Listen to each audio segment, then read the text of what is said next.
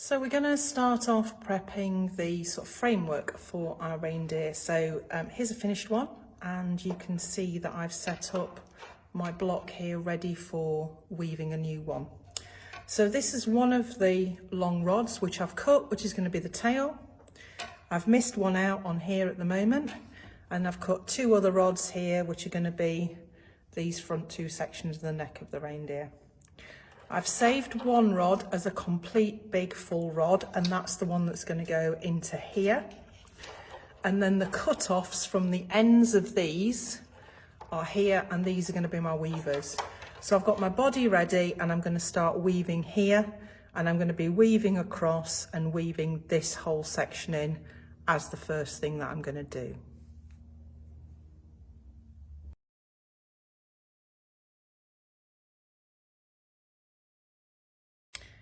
So I'm going to start weaving at the back of my reindeer. I'm going to start with the butt end and leave a little bit sticking out at the end.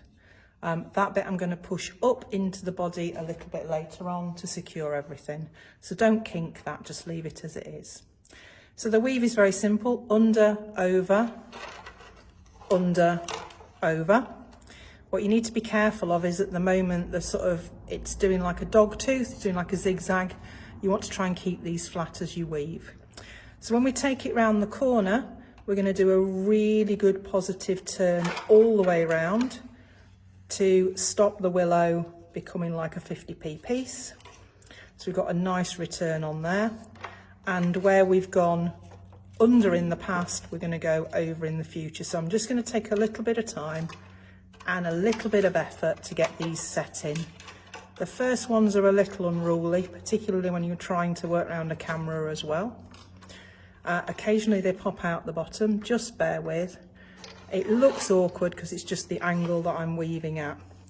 I'm going to determine where I want my body to be of my reindeer.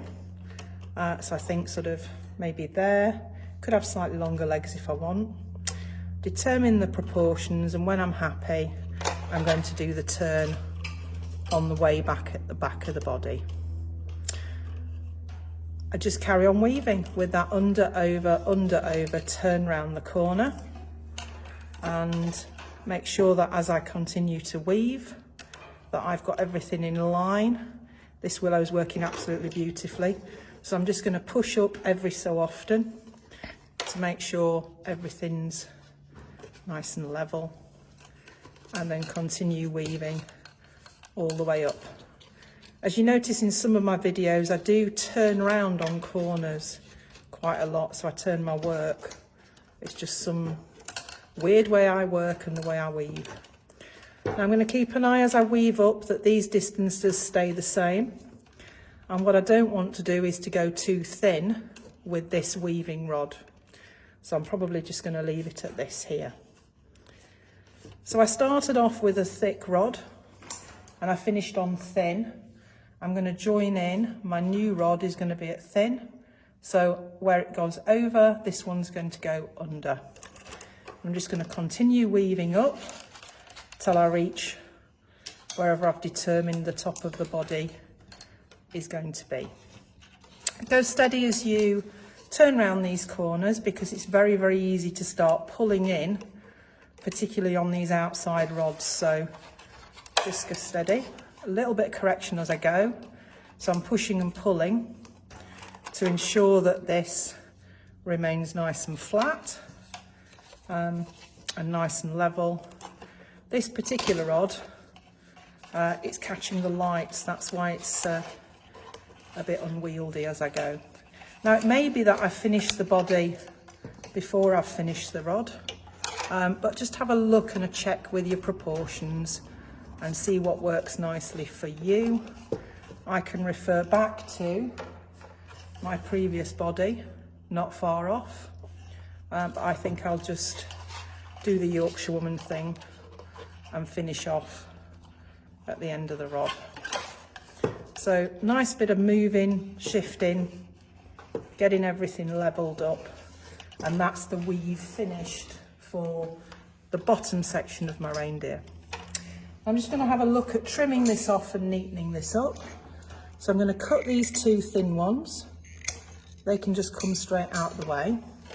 And I want to have a little look at these ones. There's a nice little trick whereby if I don't want to kink the rod level with this at all. I don't want to kink it on this top side. I want to kink it just a little bit higher up so that that kink enables me to shove the rod up through this weave here. So I can take my secateurs, cut a nice sloping cut on that, and I may need a little bit of a bodkin to assist me, but I'm aiming to slide it into that bit of weave there and push it up through the weave. Sometimes it takes a bit of wiggling, sometimes it goes in perfectly, so that one's gone in really nicely, a nice finish. I'm going to look at doing the same with the top one. So again, bend it so it's just sitting on the inside, and then cut on a sloping cut. And if you were struggling, you'd just insert your bodkin into there. And hopefully this second one will go as nicely as the first. Never does, but just nice and steady. And you see, you didn't want to turn it round that corner because it would have made a mess. Now we're going to compact that down a little bit more, but that will do us for having done the body of our reindeer.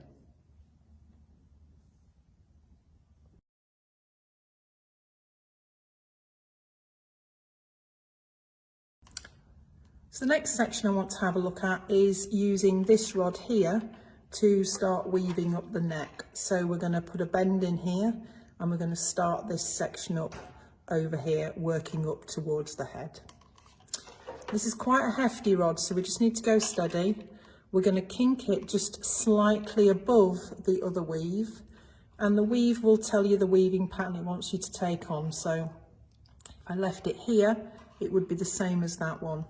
So what we need to do is to take that underneath. Okay, so you've still got tail, top of the body, 2 bits for the head. You want to come back and reference it on the other one there. Now this is a very hefty piece of willow, so I'm going to really take it steady going around that corner and then put it down into here. And just take some time if you've got a nice thick piece, and again take it round and bring it down here. So it's just a figure of 8 weave, and we're going to work upwards towards the neck. But what we're doing is making sure that we do that nice turn before we actually flick the weave underneath. And we're also making sure, I don't know if you can see here, my fingers are stopping this neck from collapsing and going too thin. We want a nice even weave going all the way up the neck. So I'm sort of exaggerating and pulling the neck really nice and wide so that it doesn't come in. We carry on weaving as far as you want the neck. Now they could be really long-necked deer, it's entirely up to you. Choice is yours. I've again got a reference point because I've got a deer I did previously, so I can have a look at him and think, well, yep, I'm at the same point as the top of this head here. So I'm just going to turn this willow, take it back round the front, and I'm going to finish at the point at which it's just sticking out towards the front. So body done, neck done. We're now going to have a look at the head as our next section.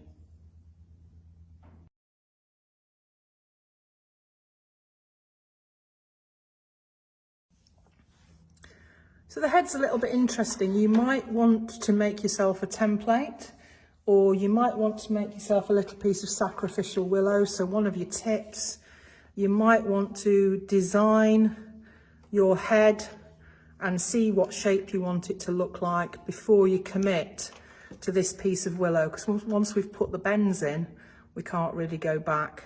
Now I could take my measurement off my previous one, or I could just go for it and hope that I get it right. So I think we're going to have a long-nosed deer. So that's the front of his nose. We're then going to bend it to come back and then have a look and see what he looks like with this particular face. I think that's quite cute, quite good. So I'm happy with that. So we've gone under, over, under, and then to here. Now this is the difficult piece of weaving, because what we want to do is to weave back on ourselves in this tight gap. So we're going to determine how tall we want it to be. I often find that the tail gets in the way. So I'm going to cut the tail now. So I've got that out of the way and over and done with.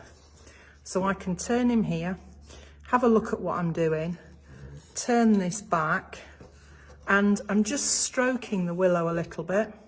I'm holding on that turn because I want to feed it through here. It will kink, there's not a lot I can do about it. But if my weaving is nice and tight and neat, that won't matter. A little bit hard coming round here, but I'm going to press the bend down, feed it through his nose.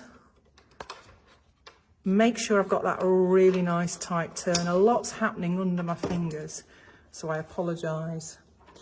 But the aim is to fill in this section with a weave to just fill him in. And we don't need to worry too much about distances because that's already predetermined for us. So this rod is a little bit thicker than I'd like, but hey, hopefully we might be able to get all the weaving done without having to insert a new one in. So nice and steady, take our time, and ideally what we want to finish up with is the weave finishing in the opposite direction so it looks like the head is fairly seamless. And as we get in, it's a little bit tight. But hey, we all like a challenge. And the key with this is just to take it nice and steady. We don't really want to mess the willow up too much. We don't want to really rag it or strip it. So take it nice and steady as you're weaving in. And we're not too far off being there. And one more, I think. And we can just fit those last little bits of weave in to finish that head off. Now I'm just going to come and slightly feed it in slightly below him. Just give me a bit more room. And then I think that is going to be my last sort of feed in, tie in wherever I can get a hole. That's going to go in and get trimmed off. So there we go. We've got the back of our head done, and now we just need to do the front of our head.